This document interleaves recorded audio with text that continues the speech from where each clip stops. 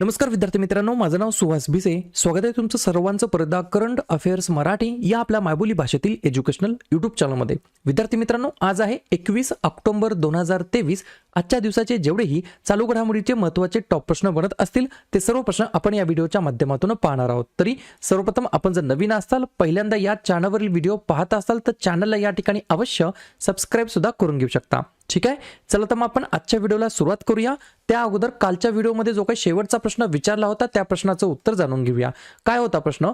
लोकसभा अध्यक्ष ओम बिर्लाजी कोणत्या देशाच्या संसदेला P20 प्रेसिडेन्सी या ठिकाणी सोपवली आहे त्यांच्या मार्फत? तर बऱ्याच विद्यार्थी मित्रांनी अगदी योग्य उत्तर टाईप करून सांगितलं आहे. पर्याय क्रमांक बी फॉर ब्राझील हे या प्रश्नाचं योग्य उत्तर असणार आहे. तर 2 पॉइंट लिहून घ्या.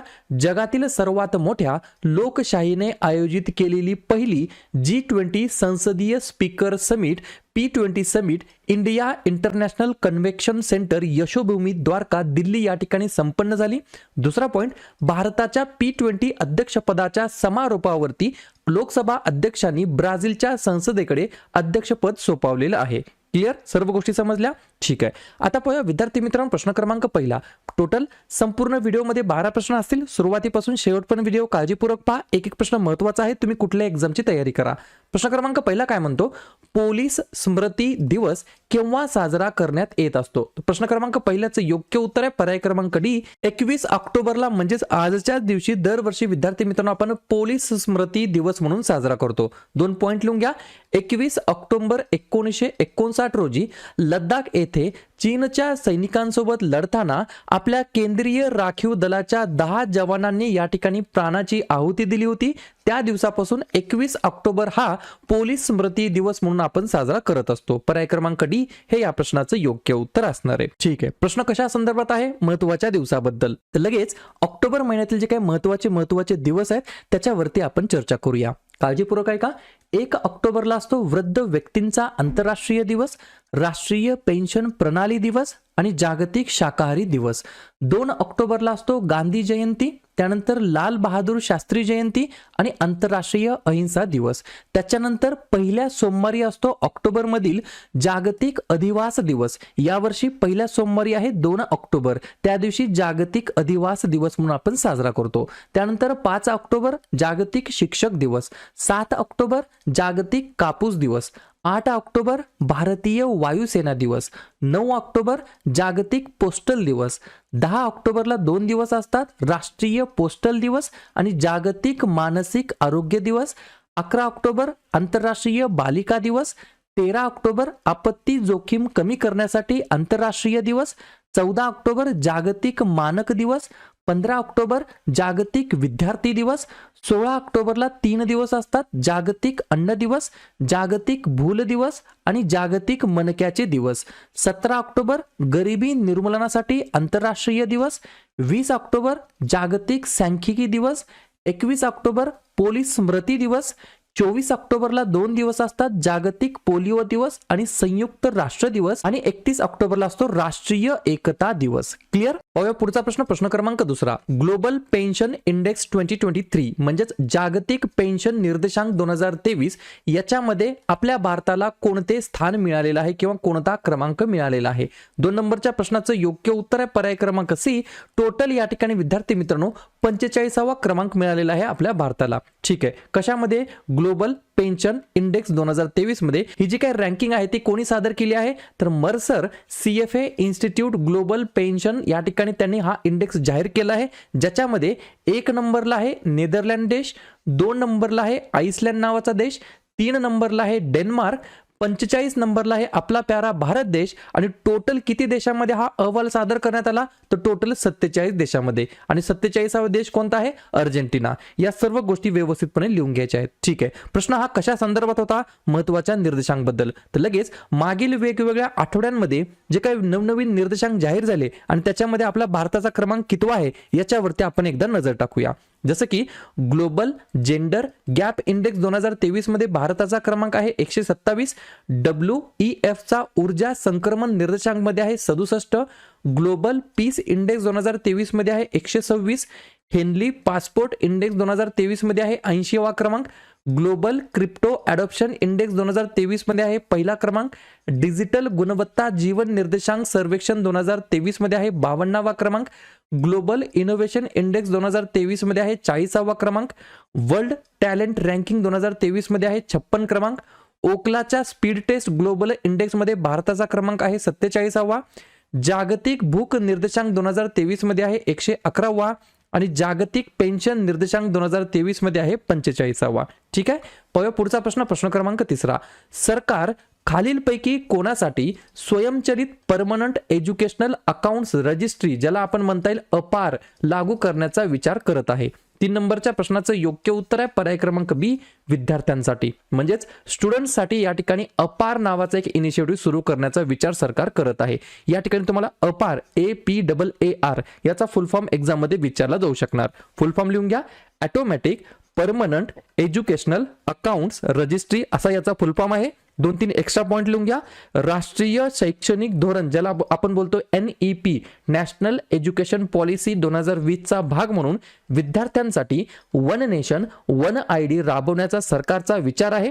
पूर्व माध्यमिक ते उच्च शिक्षणापर्यंतच्या प्रत्येक विद्यार्थ्यांसाठी हे या ठिकाणी वन ID बनवण्याचा कार्यक्रम असणार आहे. अपार ID विद्यार्थ्यांच्या शैक्षणिक प्रवासाचा तसेच त्यांच्या आयुष्यातील येणाऱ्या यशाचा मागोवा ठेवण्यासाठी या ठिकाणी मदत करणार आहे. तर पर्याय क्रमांक बी, विद्यार्थ्यांसाठी हा इनिशिएटिव्ह सुरू करण्याचा विचार सरकार करत आहे. पाहूया पुढचा प्रश्न, प्रश्न क्रमांक 4. वर्ल्ड हेल्थ समिट म्हणजेच जागतिक आरोग्य शिखर परिषद 2023 कोठे आयोजित करण्यात आलेली होती? 4थ्या नंबरच्या प्रश्नाचं योग्य उत्तर आहे पर्याय क्रमांक ए, जर्मनी हे या प्रश्नाचं योग्य उत्तर असणार आहे. तर जर्मनी या देशाच्या अंतर्गत वर्ल्ड हेल्थ समिट 2023 ऑर्गनाइज करण्यात आली होती, ज्याची 2023 ची थीम काय आहे असं विचारलं तर लिहून घ्या. A defining year for global health action अशा प्रकारची थीम आहे 2023 साठी. ठीक आहे. ही जी काही जागतिक आरोग्य शिखर परिषद आहे ही जागतिक आरोग्यासाठी अद्वितीय आंतरराष्ट्रीय धोरणात्मक मंच आहे, ज्याची सुरुवात 2009 या वर्षापासून प्रत्येक वर्षी या ठिकाणी आयोजित करण्यात येत असते. जागतिक आरोग्य शिखर परिषद मध्ये एक शब्द आहे आरोग्य. मग लगेच लिहून घ्या. जागतिक आरोग्य दिवस कधी असतो तर 7 एप्रिलला आपण दरवर्षी जागतिक आरोग्य दिवस म्हणून साजरा करतो. आणि 2023 ची थीम काय आहे जागतिक आरोग्य दिवसाची? Health for all. बरोबर, सर्वांसाठी आरोग्य ही 2023 ची काय आहे थीम आहे. ठीक आहे. या ठिकाणी जर्मनीमध्ये आयोजित करण्यात आली होती. आपण जर्मनीबद्दल 2-3 गोष्टी जाणून घेऊया. जर्मनीचे जे काही अध्यक्ष आहेत त्यांचं नाव आहे फ्रँक वॉल्टर, राजधानी आहे बर्लिन आणि चलन वापरलं जातं युरो. पुढचा प्रश्न, प्रश्न क्रमांक 5. भारत कोणत्या वर्षापूर्वी विकसित राष्ट्रांना कार्बन निगेटिव्ह होण्यासाठी प्रेरित करणार आहे? 5व्या नंबरच्या प्रश्नाचं योग्य उत्तर आहे पर्याय क्रमांक डी, 2050 हे या प्रश्नाचं योग्य उत्तर असणार आहे. 2 पॉइंट लिहून घ्या. युनायटेड स्टेट्ससह जे काही विकसित देश आहेत ब्रिटन, कॅनडा, जपान 2050 पर्यंत निव्वळ शून्यावर लक्ष त्यांनी ऑलरेडीच ठेवलेलं आहे. चीनने या ठिकाणी 2060 पर्यंत निव्वळ शून्य कार्बन करण्याचं या ठिकाणी वचन दिलेलं आहे. तर भारताने ऑलरेडी 2070 पर्यंत या ठिकाणी शून्य जे काही निव्वळ शून्य कार्बन आहे ते करण्याचं लक्ष्य गाठण्यासाठी ऑलरेडी भारत वचनबद्ध आहे. तर याच्याच मध्ये भारत अजून काय करणार आहे? हे जे काही डेव्हलप कंट्री आहेत त्यांना अजून या ठिकाणी प्रेरित करणार आहेत की बाबांनो 2050 पर्यंत नाही त्याच्या अगोदरच आपण या ठिकाणी हे काय करू, निगेटिव्ह करूया किंवा निव्वळ शून्य करूया. तर अशासाठी भारत काय करणार आहे? प्रेरित करणार आहे. कधीपर्यंत? 2050च्या अगोदरच. ठीक आहे. या ठिकाणी मग भारताचे वैयक्तिक वेगवेगळ्या क्षेत्रांमध्ये जसे काही लक्ष आहेत, एम आहेत, ध्येय आहेत, त्याच्यावरती सुद्धा एक्झाम मध्ये प्रश्न विचारले जातात. जसं की 2024 पर्यंत संरक्षण क्षेत्रामध्ये 35,000 कोटी रुपयाचे गुंतवणुकीचं लक्ष्य आहे. 2024 पर्यंत भारतीय रेल्वेचं 100% विद्युतीकरण करणे. 2025 पर्यंत क्षयरोग दूर करणे. 2025 पर्यंत भारताची 5 ट्रिलियन अर्थव्यवस्था या ठिकाणी तिथपर्यंत पोहोचवणे. 2030 पर्यंत भारतीय रेल्वेला नेट झिरो कार्बन उत्सर्जक बनवणे. 2030 पर्यंत भारताने 500 गिगावॉट अक्षय ऊर्जा योजना या ठिकाणी जे काही कॅपॅसिटी आहे ती बिल्ड करायचं लक्ष ठेवलेलं आहे. 2030 पर्यंत मलेरिया नष्ट करण्याचं लक्ष ठेवलेलं आहे. 2030 पर्यंत भारताचे लक्ष रस्ते अपघातामध्ये जे काही मृत्यूचं प्रमाण आहे ते 0 करण्याचं लक्ष ठेवलेलं आहे. आणि 2030 पर्यंत 100 दशलक्ष टन कोळशाचे गॅसिफिकेशन करण्याचं लक्ष या ठिकाणी भारताने ठेवलेलं आहे. पुढचा प्रश्न, प्रश्न क्रमांक 6 महत्वाचा प्रश्न आहे, स्टार मार्क करून ठेवा. कॅम्पेगोडा आंतरराष्ट्रीय विमानतळ कोणत्या राज्यामध्ये स्थित आहे? तर पर्याय क्रमांक सी कर्नाटक हे या प्रश्नाचं योग्य उत्तर असणार आहे. कर्नाटकमध्ये पर्टिक्युलरली कोठे असं विचारलं तर बेंगलोर या शहराच्या अंतर्गत कॅम्पेगोडा नावाचं आंतरराष्ट्रीय विमानतळ स्थित आहे. ठीक आहे, हा प्रश्न का महत्वाचा आहे तर यांना एक अवॉर्ड भेटला आहे. सलग 3 महिने जगातील सर्वात वक्तशीर विमानतळ म्हणून त्यांना या ठिकाणी अवॉर्ड भेटलेला आहे. सोबत सोबत अन्य काही अवॉर्ड आहेत. भारत आणि दक्षिण आशियातील सर्वोत्तम प्रादेशिक विमानतळाचा सुद्धा पुरस्कार भेटला आहे. 2022 sky tracks world airport awards मध्ये त्यांना सन्मानित करण्यात आलेलं होतं. ठीक आहे, कॅम्पेगोडा हा एक शब्दावरून तुम्हाला अजून काही लक्षात येतंय?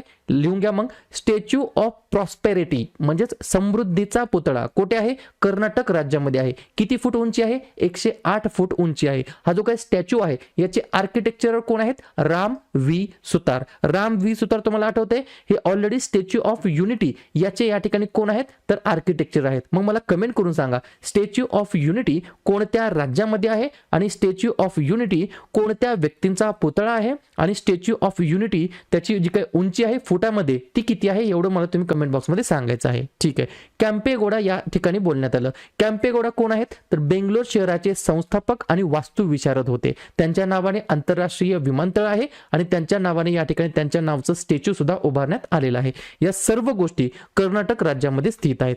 लगेच आपण कर्नाटक बद्दल रिव्हिजन टाकूया. कर्नाटक राज्याची स्थापना झाली 1 नोव्हेंबर 1956 ला. मुख्यमंत्री आहेत सिद्धरामय्या, राज्यपाल आहेत थावरचंद गेहलोत आणि राजधानी आहे बेंगलुरू.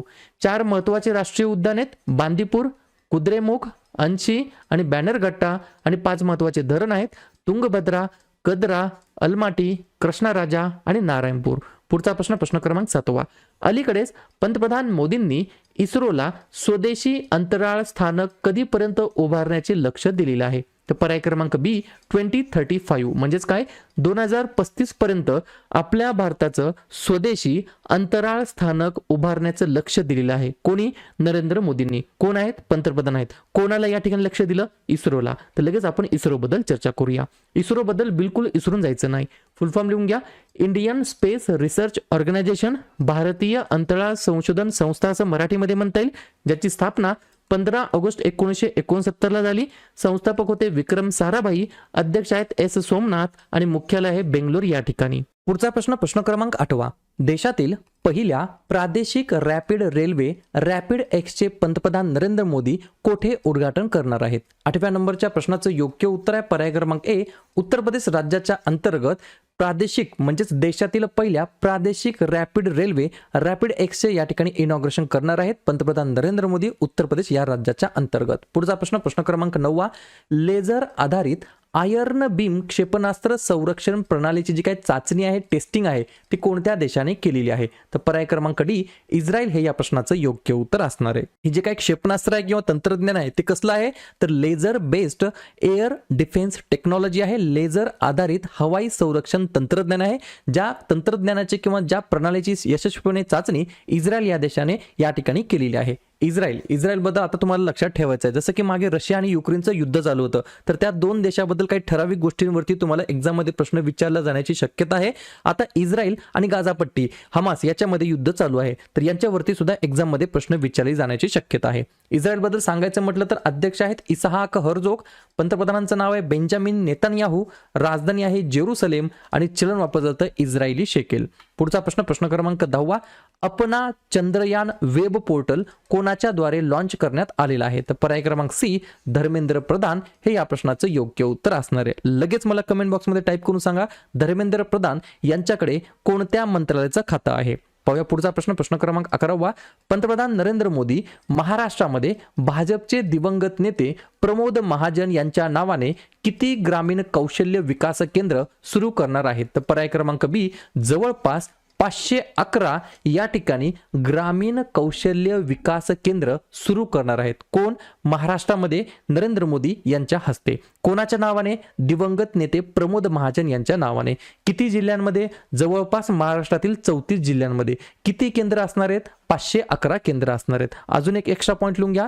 2015 मध्ये जागतिक युवा कौशल्य दिवसानिमित्त पंतप्रधान मोदींनी राष्ट्रीय कौशल्य विकास मिशन अधिकृतपणे या ठिकाणी सुरू केलेली होती. ठीक आहे. तर पर्याय क्रमांक बी 511 या ठिकाणी स्किल सेंटर उभारले जाणार आहेत आपल्या महाराष्ट्र राज्यामध्ये. अशा प्रकारे शेवटचा प्रश्न क्रमांक 12वा, female labour force participation rate म्हणजेच महिला कामगार दलाचा जो काही सहभाग आहे तो किती टक्क्यांवरती गेलेला आहे. तर पर्याय क्रमांक ए चांगली गोष्ट आहे, 37% या ठिकाणी फिमेल पार्टिसिपेशन झालेलं आहे लेबर फोर्समध्ये. या ठिकाणी तुम्ही जर 17-18 पासून पाहिलं तर 2017-18 मध्ये होतं 23.3%, कन्सिस्टंटली इन्क्रीज होऊन या ठिकाणी आता 2022-23 मध्ये 37% पोहोचलेला आहे female labour force participation rate. Clear, सर्व गोष्टी समजल्या. तर अशा प्रकारे विद्यार्थी मित्रांनो हे होतात 12 प्रश्न. उपक्रम कंटेंट हा जो काही प्रयत्न आम्ही सुरू केलेला आहे मराठी भाषेमध्ये मराठी विद्यार्थ्यांसाठी कसा वाटतो नक्कीच कमेंट करत चला. आणि या ठिकाणी तुमच्यासाठीचा आजचा खास प्रश्न, 4थ्या क्रमांकाच्या आशियाई पॅरा गेम्सचे आयोजन कोणत्या देशामध्ये केले जाणार आहे? चीन, भारत, ऑस्ट्रेलिया की जर्मनी? तर ज्या पण विद्यार्थ्यांनी या प्रश्नाचं योग्य उत्तर येत असेल त्या प्रश्नाचं उत्तर तुम्ही कमेंट बॉक्समध्ये बिंदासपणे टाईप करून सांगा. या प्रश्नाचं उत्तर चुकू द्या, बरोबर येऊ द्या, काहीच हरकत नाही, पण तू ट्राय करणं, प्रयत्न करणं हे सर्वात जास्त महत्त्वाचं आहे. आणि दुसऱ्या दिवशी येऊन आपण दिलेल्या प्रश्नाचं उत्तर हे बरोबर आलं की चुकलं हे दुसऱ्या दिवशी येऊन चेक करणं, तपासणं हे देखील तितकंच जास्ती महत्त्वाचं सुद्धा आहे.